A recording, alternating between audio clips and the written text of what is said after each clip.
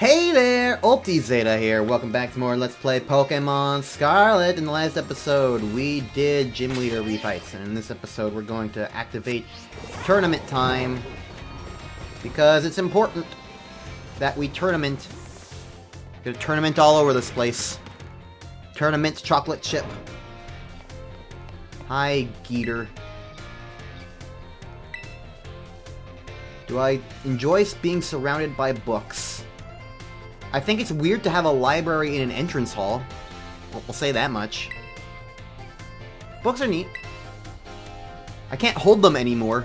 Because, I mean, I guess I can hold them. But, like, because of my carpal tunnel issues, it mainly just hurts to hold onto a book for long enough to, like, sit down and really read it, you know? So, generally, if I'm reading something, it's going to be on the computer nowadays. Because it's a lot easier to just scroll and not have something that you're constantly holding. I could probably do well with, like... I don't know what I'm going to do well with. My brain had a thought that didn't, like, continue, and I started saying it anyway. Whatever. Let's go to my dorm room. Oh, that wasn't serious! Well... Welcome to my room. It's completely lifeless.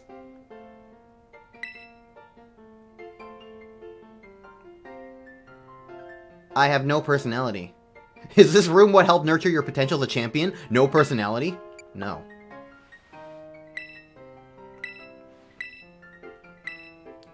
Who is the... Oh, I actually get to answer. Who was the easiest? Well, this was a little bit ago, but... Probably Kofu was the easiest. I think he was the... He didn't even have, like, sturdy or anything. I just, like, destroyed him. I utterly destroyed Kofu, yeah. There's multiple correct answers there. Who left the strongest impression on you? Rhyme. Yeah.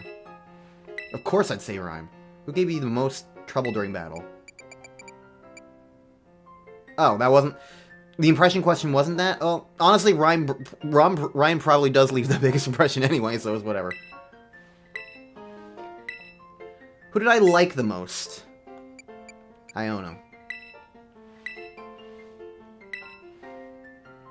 Who's a whatsits? Or whatever she says. Unfortunately, it would kind of be funny if those answers actually meant anything, but I'm like 99% sure that they don't.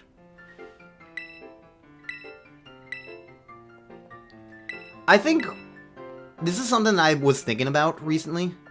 I'll get to it when I'm not, like, going through, like, conversations. Oh, I'm supposed to go to sleep. Okay. So, once, like, conversations are done, I'll get to it, but it's a topic that is, like, relevant to that, I think.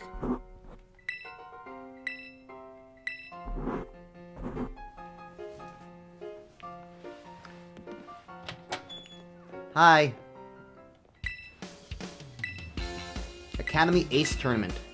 School Battle Brawl. I'm gonna win. I'm gonna win your heart out. Nemona's not gonna battle him? That was not the right grammar for that sentence, but I guess that just goes to show how surprised I am that Nemona's not battling. That's her thing, is to battle. I'm assuming I go here because there's an exclamation point, and it's not the nurse. Head to the entrance hall. Okay, never mind. Well, then why is there an exclamation point? What are you saying?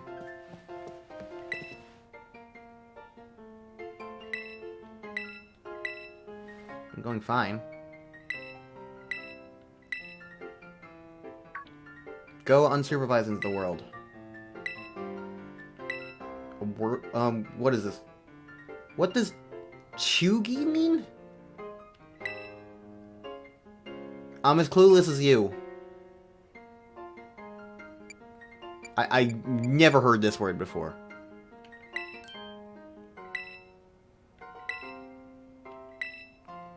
When you learn the meaning behind slang, good luck with 6-7 then. Because they don't know what it means either. Which is kind of neat in a meta way, honestly. It's kind of taken on a meaning of its own that it doesn't have a meaning. it's just something to say. I don't know, there's something neat about that. Language is weird and kooky, and just because you don't get it doesn't necessarily mean it's bad. Everybody was a kid once, and everybody said weird things.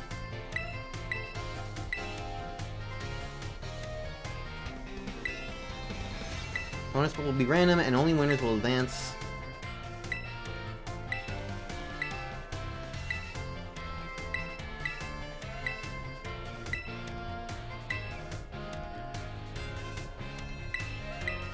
Okay. The only person allowed to beat you is me. Alright. Well, we have to do one round of it.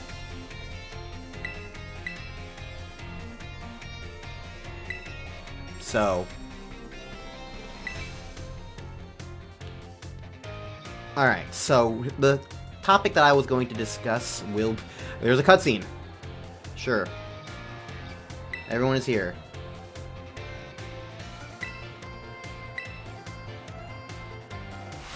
It's me.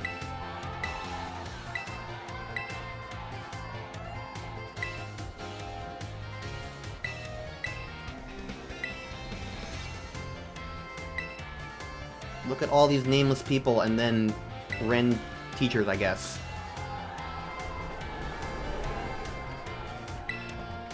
Why did he just do the Clive animation? He didn't have a fucking toupee.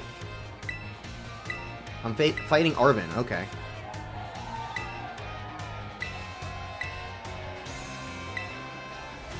He needs to get stronger, so he's been doing super special training. Alright.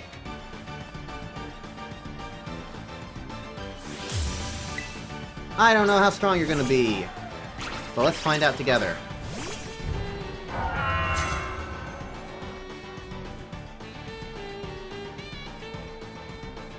Alright, so, I'm gonna be stronger than you, that's fine.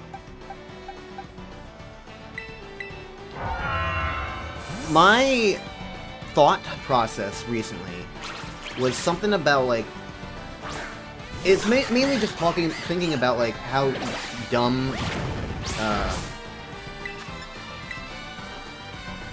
voiceless protagonists are. I really don't care for them. Is what I'm really kind of... It's really kind of what I'm, like...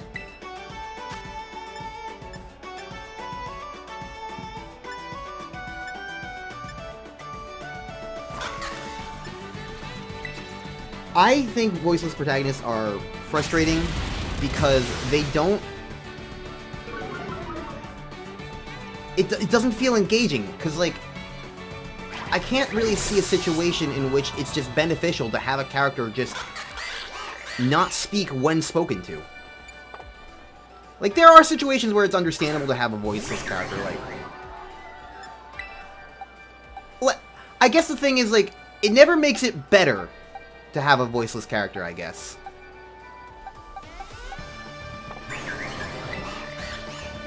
I don't know. There's probably arguments in favor of it, like Portal, whatever. Well, and like early Metroid games certainly, definitely have, like, you know, a character who doesn't talk. So it's more so just this thing of, like, if you're playing a character, especially in a game like an RPG or whatever, it's this situation of, like,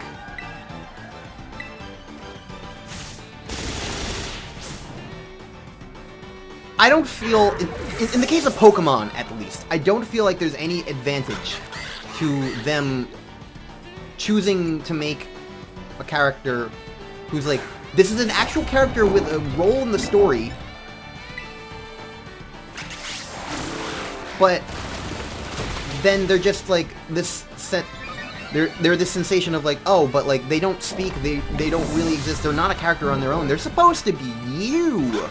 That just feels lame, and like they're almost afraid to just have this idea of, like, a character can be... You can play as a character and identify with that character without them having to be you. You know? Like, I played through Final Fantasy IX just fine as Zidane. And, like, I was able to, like, vibe with that. I was playing as Zidane. Like, I didn't have to pretend I was, like, my own character.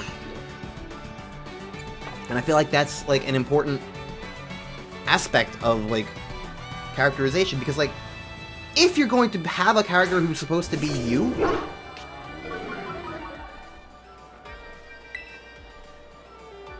it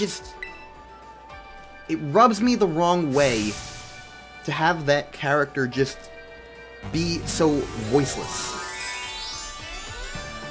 And what also really got me about that is, like, I was thinking about the few times when your character does supposedly say something, because they're not actually silent in the world of the game, which also annoys me. It would be one thing if they were silent in the world of the game. But they're not. There are times when you talk, there are times when the characters are responding as if that you are talking to them. And I think that's, like, the problem. Is, like, it's very clear that we can talk in universe, they're just not showing it in any capacity, so it comes across as goofy, you know? It comes across as weird. And what this mostly boils down to, like, the reason why I was really thinking about this is I was thinking about the times when your character does speak. Usually it's a situation of the game gives you a text box where you choose something. And I was thinking about how worthless of an idea that is. How worthless it is in Pokemon.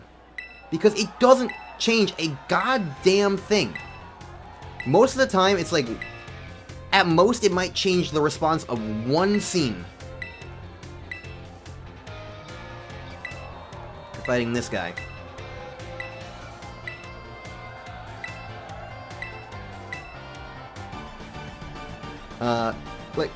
Like, it might be like one bit of dialogue, one dialogue line will change. And that infuriates me. Because, like, Pokemon, as a concept, is so ingrained with the idea of making meaningful choices. Literally, the very first thing you do in every single Pokemon game is choose between one of 3 options, and you can't get the other 2 normally. There is inherently an idea to making meaningful choice inherent to Pokemon.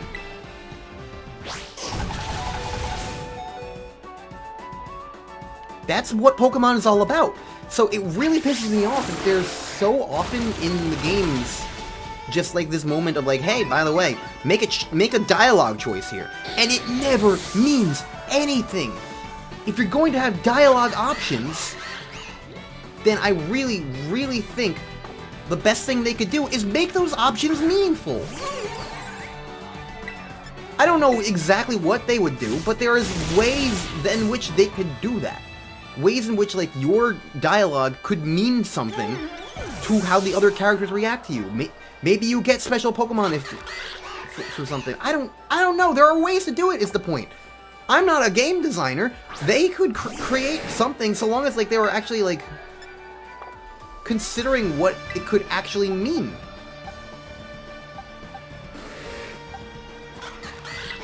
And I think that's just, like, the important thing. That's what pisses me off most about it. It's not the fact that we have useless choices, but the fact that they could be useful choices. They could mean something. They could just do anything to make your dialogue choices mean something. And I feel like it's that completely missed opportunity of just like, oh, Pokemon's all about choice, but choice doesn't matter.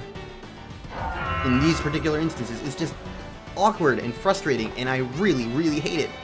I just want things to matter. That's my point. So that's why it frustrated me to kind of like make that realization. Oh wow, you are getting incredibly defensive. I thought this was gonna kill, and now it's not. That's unfortunate. Oh, I got a 4-hit. Honestly, I get so many 3-hits with that I honestly didn't even realize it could do more than 3. I thought it kind of just got locked to 3 at that point.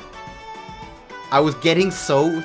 I never looked up that move, so I was getting so specifically, like, unlucky. I don't even know if it's unlucky or not. I was just getting so specifically 3 that I was I thought for sure that it was just gonna be a 3-hit move all the time. So the fact that it's 4 hits is like, oh, okay, I'll take it. What a way to find that out, huh?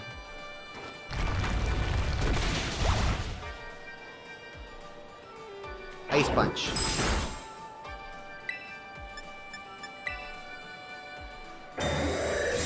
Swallow it. You're just being annoying.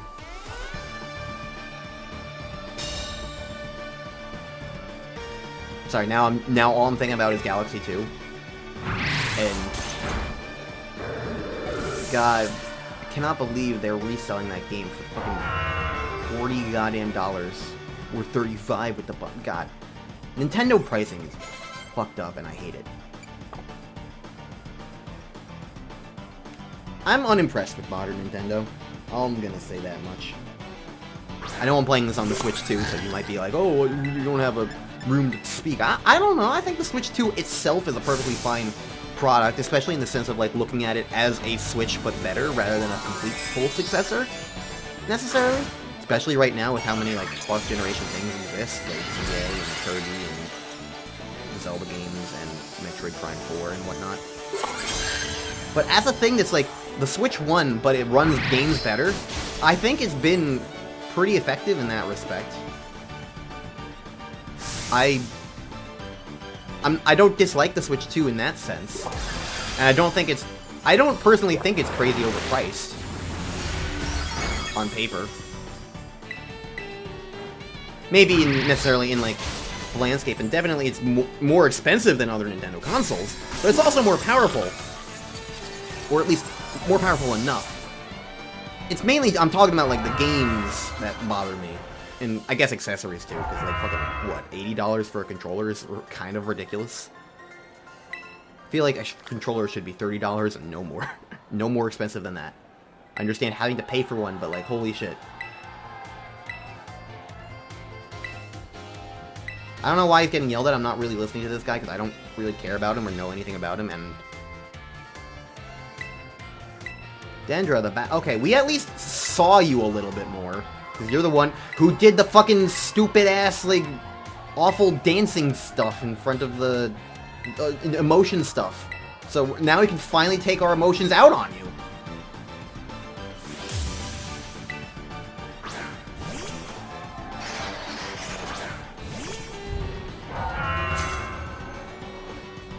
Let's have a good, clean battle. I'm gonna wipe that smirk off your face.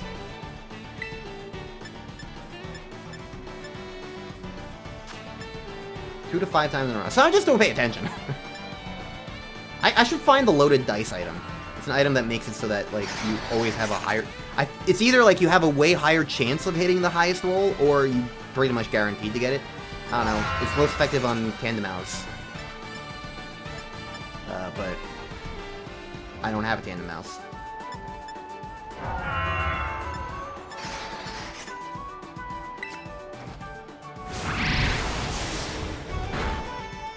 Why was the sound effect on that attack so delayed?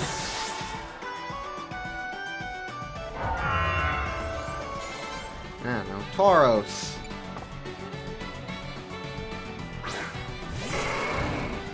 Oh, you've got, like, the Blaze breed. I never saw that one in the wild. I found 3 shinies, but I never saw a fucking Blaze breed Tauros. Pisses me off.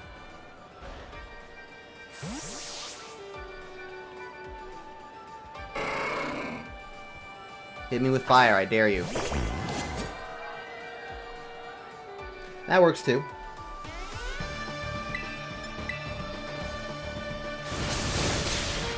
I don't know if we really said much. This special Tauros is fighting type, but then also there's a Blaze breed and some other breed. The Blaze breed is fighting fire, so, you know, typical starter. And the other one, I think, is... I don't know the name of it, but I think it's a fighting water, so it's Urshifu. Oh, we're gonna see it right now, I guess. You have both. I assume. Yeah, okay. This one is Violet exclusive. And also looks way different from the Blaze breed. I thought they were the same thing, but, like, just different colors. Like a watery blowhog.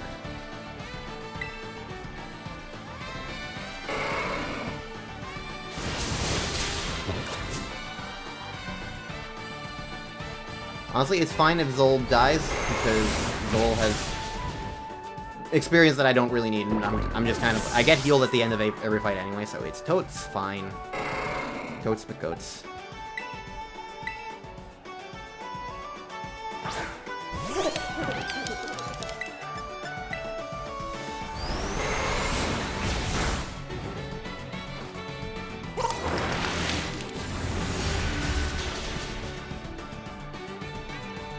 Goodbye, Tauros.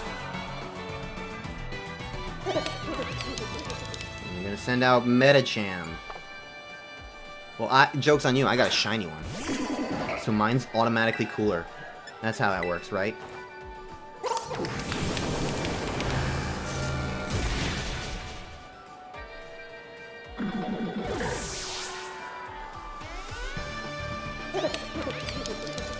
Send out Hawlucha. Yeah, I was complaining about Nintendo prices, and really just kind of, to me, boils down to the games. I think there's the $70 games and $80 games, and that's already annoying, but, like, it's especially the selling of their old games, and the fact that things don't go on sale. It's like, prices are only increasing from things like Tropical Freeze costing $50 on Wii U to a full $60 on Switch 1, to things like Skyward Sword HD barely changing anything, and then still being a full $60. Luigi's Mansion 2 HD, and how ridiculous that is. Now the most recent thing of Galaxy 1 and 2 on the Switch 2. And I think Switch 1, maybe? Where it's like, 3D All-Stars was $60 for 3 3D Mario games that barely got any improvements whatsoever. So if you split that up into 3, it's like, okay, they're each worth $20, which is how much Galaxy 1 also costs on the Wii U Virtual Console. So alright, $20 for an old Wii game, that's fine enough, I can understand that. Not quite. It's expensive, but there's at least a sensibility to, like, okay, $20 for a game from, like, one of the most well-known video games of all time. It's sure, fine. I'm not gonna complain too much about that. That feels a little silly to complain about.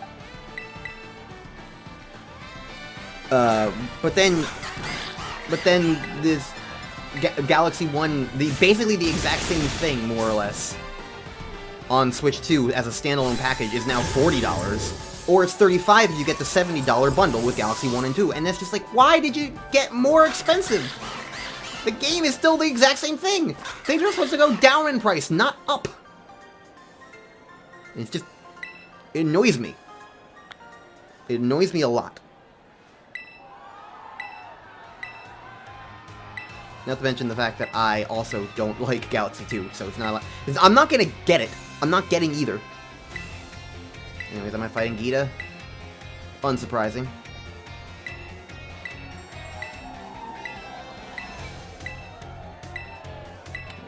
So here's my question. Are you gonna switch around the order of your team? Are you gonna even have the same team? You're probably still gonna have the Glamora, which means that's probably gonna come out last. Well, I have a better opener against you this time.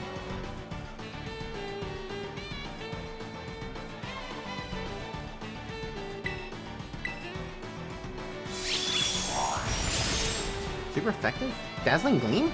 Oh, right, I'm Dragon. I'm just focused on the Ice type, and I completely forgot I'm also a Dragon. Correct. And you're sending out King Gambit. Yeah, you have learned nothing from, like, your two ideal maneuvers, alas. Because this could have been the time where that could have been particularly useful. But, you know, like, this is like post-game stuff. This is supposed to be like a harder version. So that's a shame. Oh well.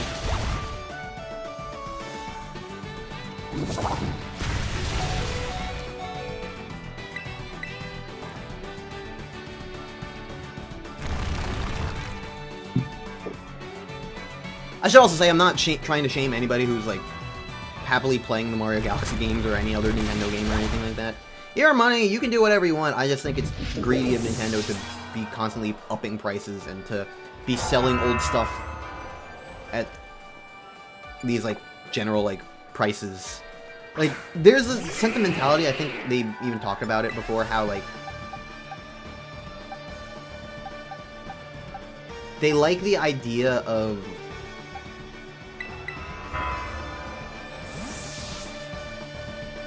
They like the idea of, like, making it feel like their products are premium, so that's, like, what they do with the prices and whatnot. Like, they just have premium products, so the expectation is that, like, if it's high enough, if it's, like, a consistently, like, high price, it's whatever, it feels more premium or whatever. Like, that's their mentality. And I think it's backfiring on them. Because especially in the gaming landscape and things like Steam sales, and just Steam in general, and indie games in general, and how aggressively everybody is, it's not just Nintendo thing, everybody's upping prices. It's not just Nintendo who's making $80, $70 games.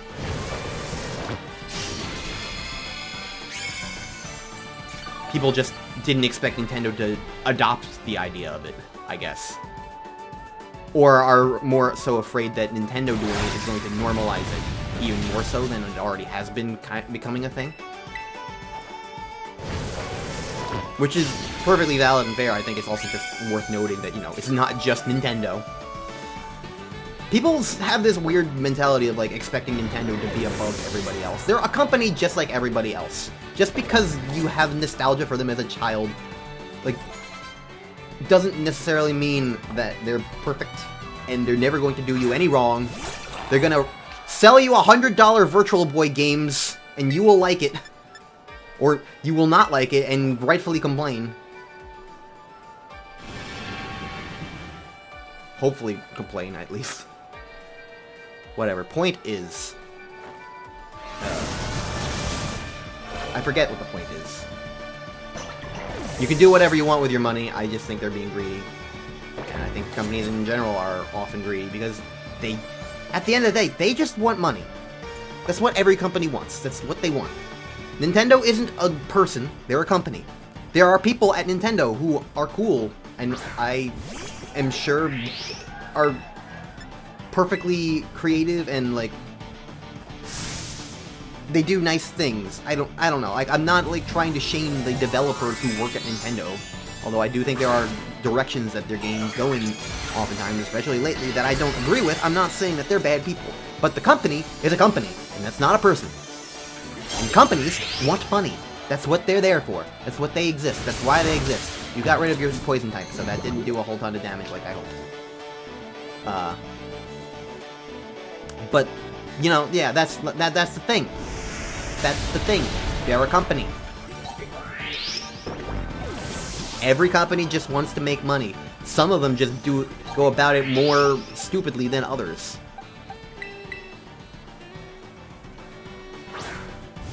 And they value being greedy over making customers happy. They value short-term profit over long-term, and I feel like Nintendo usually has been good about long-term profits, because the way you earn long-term profits is by making your customers happy with your products.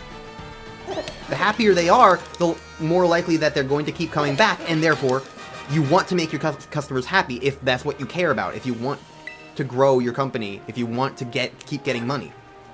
The problem that most modern companies have nowadays is that, like, the people at the top are not the company. The people at the top are the people at the top. And their success, their individual success, is not related to the company. Just look at the guy who was a Warner Brothers dude, Zaslav or whatever. Like, everybody can pretty much agree he did a terrible job, ran Warner Brothers into the ground, canceled so many projects that people wanted to see. Nobody liked the job he did, and he got rewarded with it with, like, a multi-million-dollar pay benefit from selling the company. So he made out like a bandit with all of his decisions that basically wrecked the company. And now Warner Brothers is in this really fucked up position and is being sold off or whatever. And so Warner Brothers sucks. Zaslav is making out like a bandit. And so, like, he was concerned about his profits and not the company's. If he was concerned about, like, the long-term profits of the company, then he would have done different things. What he did made sense for his profit and his decisions. His desire to earn money for himself. And that's what I feel like a lot of modern companies are the problems for. They're not really caring necessarily about the company as much as they are caring about the executives at the top. And therein lies the problem with modern day everything. That is my political rant of the day, I suppose. Anyways, we won. Gita was easier this time. I'm gonna be the best like no one ever was. And that's the Academy Ace Tournament. And we can do it more than... We can do it regularly whenever we want to. And there will be other characters to do it, but we only need to do it one time.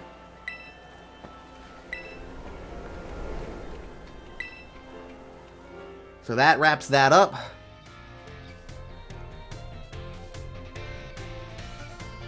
I did it. We get a sporty cap.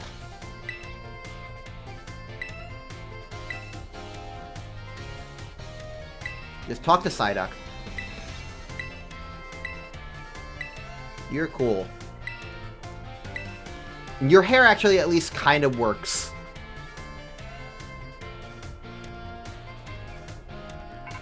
Rototototo. Hi. I still barely know who you are. Highly difficult terror raids are cropping up all over the place. I can find the time.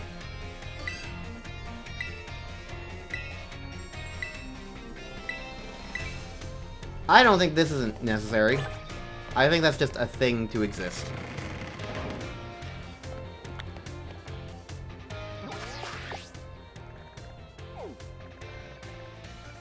That, I think, is basically just telling you that, like, the highest level of raids is now available. Like the ones in the bonus episode that I showed off. So with that all being said, I think I'm finally done with everything from the main game and Kitakami.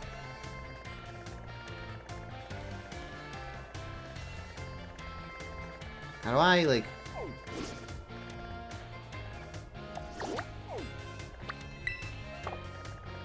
How do I get back here?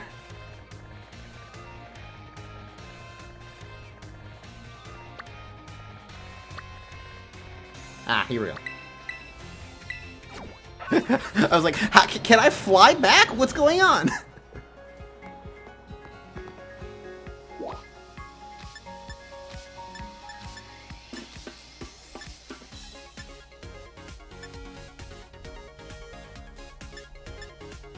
Okay, it's telling me about classrooms.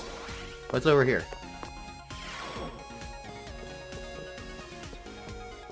Hi.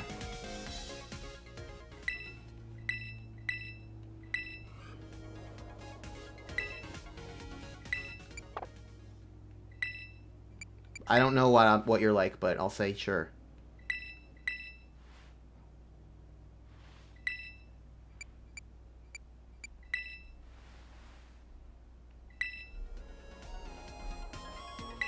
Okay, well, let's just select random answers until it gives me a good one. The wind.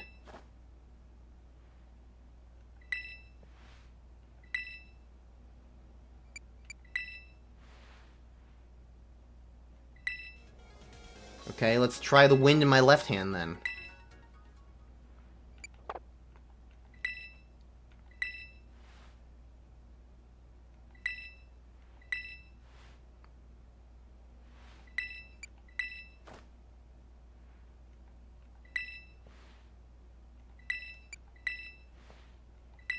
Okay. Be still my left hand emote. Okay, that was wordless. Awesome. Totodile. Okay, there's nothing there. Let's go to Terrarium. It's been about 35 minutes.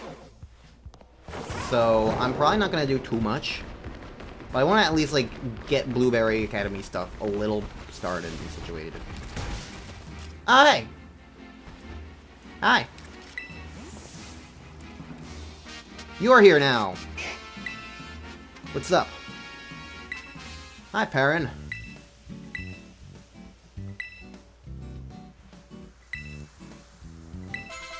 So, when we've done Blood Moon Beast, she shows up here. Growlithe dies. She's working here as a photographer. A hot tip.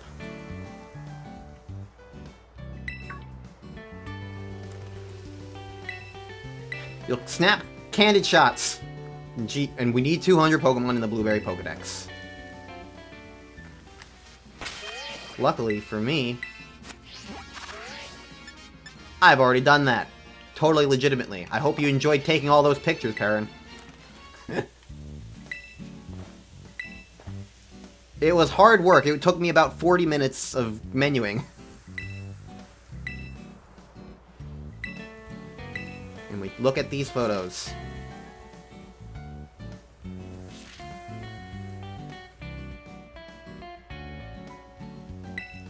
Gouging Fire and Raging Bolt.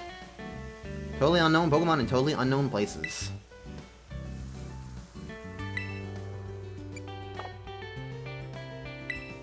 One of them looked like it was Area 0. I didn't recognize the first one.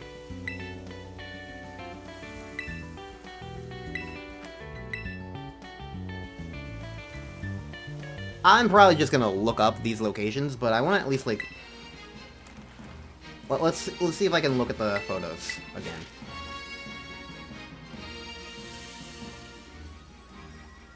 Yeah, I have no idea where this one is. Not in the slightest. It's way too generic. This one is Area 0, though, for sure, because, like, there's only one spot in the game that's, like, got, like, these water pools and whatnot, and, like, all in that kind of landscape. And those harsh shadows are especially notable in Area 0. So, that's cool to have activated that. So, more legendaries to hunt. So that's a neat and fun thing. Honestly, maybe I'll just do that next episode. Since it's here, and it would be kind of nice to, like, get that out of the way. So that the only thing I have to do after that is, like, the main story stuff. Because there's basically, like... Other than, like...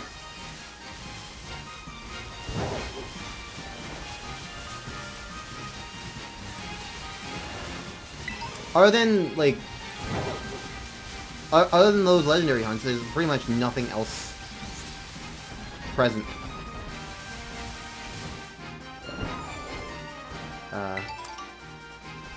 You know what I'm gonna do? I am gonna...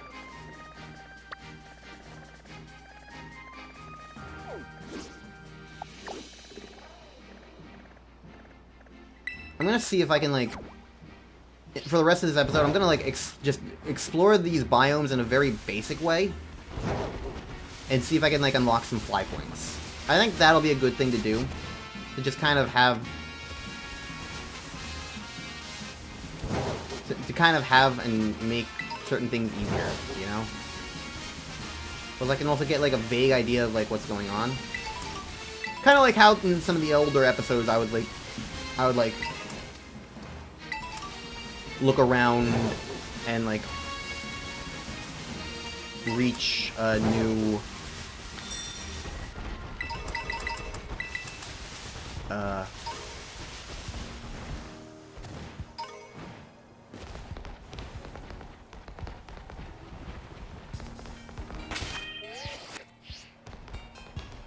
fire type Pokemon.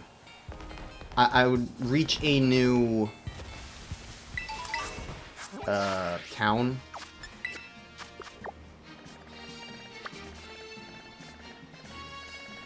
And whatnot. Okay, so it looks like there are going to be rest areas and stop points, but they're not really, like, super on the map comparatively. I mean, like, that might be one. I don't know. This area is not huge. It's, you know, you can see about how big it is. It's not huge. It's just, I don't know.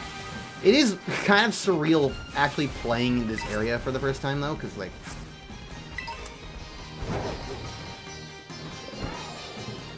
I never had before.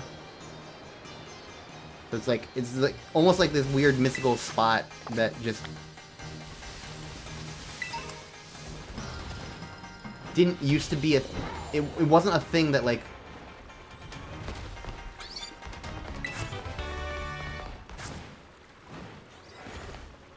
I don't know. It's like me playing Shadow of the Colossus to an extent. What's that? Oh, Salt Buck. I was like, hey! Right on. I saw the red and was like, is that like a King Gambit? What is that? I don't know. I'm used to Sawsbuck being winter form, because that's the form that I had when I had a Sawsbuck in my personal playthrough of Black 1 the very first time.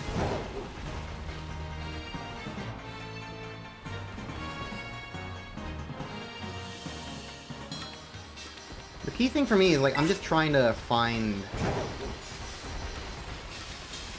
know, fly points. And if I happen to find any shiny Pokemon on the way, then well, I'm certainly going to catch them.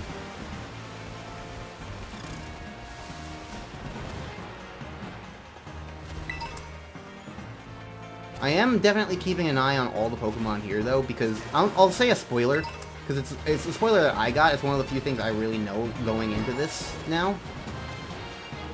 There is an Elite Four. I think we heard about that. There's an Elite Four, and that's like the main thing that we're doing in this DLC.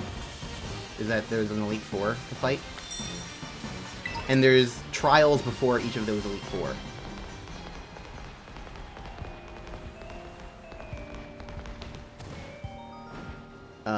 Which is like, okay. So there's going to be that to do. And I think that's fine. I'll try and see if this is a thing. This could also be a thing up here, but... Oh, well, it's kind of close enough to that one that's, like, not the end of the world to not have a fly point there. There's a... And basically, the reason why I know about this is, guess what? Our team's not fully evolved yet, if you didn't know. Mangoria has a new evolution. Dipplin gets an evolution... Well, Dipplin comes from the Kitakami DLC, but it also gets a new evolution in this DLC, so it's kind of like the DLC evolution Pokemon. And the only way you... So, like, the only way you get its evolution... I might have talked about this before, I don't remember exactly. But the only way you get its evolution is through the DLC. I could have gotten it earlier through an item trade. But I decided that would... Kind of like with the Cyril Edge armor. But I felt like that, like, doing it that way kind of defeated the purpose a little bit of, like... Because it's one thing if I just can't get it at all, you know? I couldn't get that other armor set in this game at all. But this one... This one's different because it's like, this one is available and I would just be kind of, in a way, cheesing it to get it early, you know? And that's not what I want. Yeah, okay, you can fly there now. Alright, anything look like a thing? There's Polar Plaza, and then there's this up there. There's also this. That might be something, I don't know. Well, go to Polar Plaza and it'll be on the way. So, either way, the point is... The only way... Oh. I hit a teacup. The only way in this game that you can get the evolution of Dipplin is through a TM. You need to use a TM, and then they need to level up. And then you need to level up when it knows that TM. So it's kind of like some of the other it's been a thing for others as well, like just the idea of like, hey,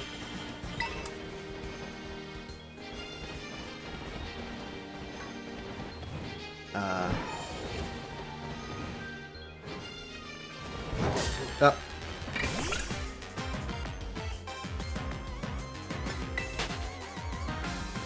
Another Gen 5 remix. They like trying to make this feel like Unova, even though there's absolutely nothing about it that feels like Unova at all. But I guess the music is, like, not a terrible place to try to start.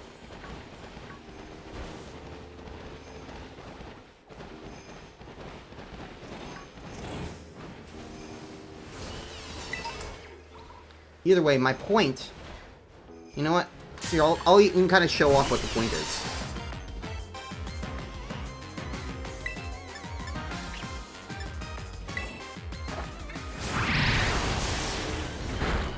Oops. The point is not to kill Duraludon.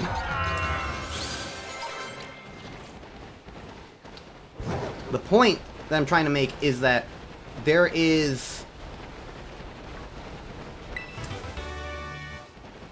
The TM you get for the evolution only happens... it only happens after you beat one of the 4 members of the Elite Four. So my thought was like, okay, if that's the case, then I'm just going to beeline for that Elite Four member.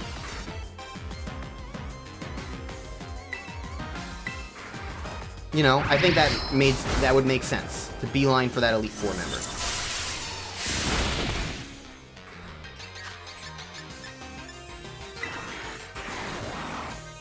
When I did so I was like, okay, so how quickly can I even reach that Elite Four member?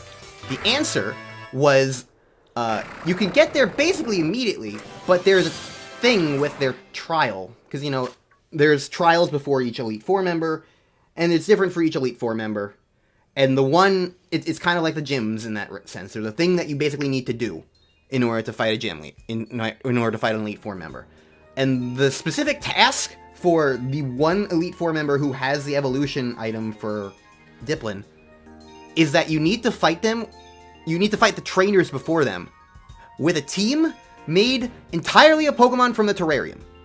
So you basically, I have to make a new mini team just for this. So I'm going to have to catch a new team, and I guess I'm catching Duraludon, because I'm like, you know what, I've never used a Duraludon, and I think this is going to be kind of like a good opportunity to try and, like, utilize Pokemon that I don't think I'm going to get a better chance to utilize. I don't know. Anyways.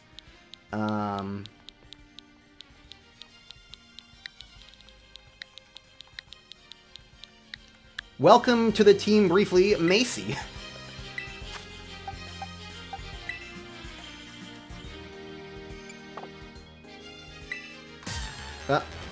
Granbull is here. So yeah, I don't know what Pokemon I'm going to use. It's probably just going to be whatever I find in here that's like, oh, that's neat. I'm not, like, super specific. Honestly, partially the other reason why I was like, I'll get Duraludon from Gen 8, because it also made me... I also remembered I never got the new evolution of Duraludon that's also exclusively to this DLC, Archaludon. I don't know how to get that one either, but I can look that up, and that'll be a neat little thing to do. Also, now it's been a good chunk of time, so, I am going to officially end the episode here. And next time on Let's Play Pokemon Scarlet, we're going to continue doing Blueberry Academy. I will continue the actual quest, and I will start to build up a brand new team briefly. So that'll be neat, and that'll be fun, and I can finish getting some of these fly points later. Because, I mean, there's this here. I mean, it's not going to take too terribly long. I just realized it's been 50 minutes, and I don't want it to be 50 minutes. So, yeah. Next time, bye-bye. See you guys then.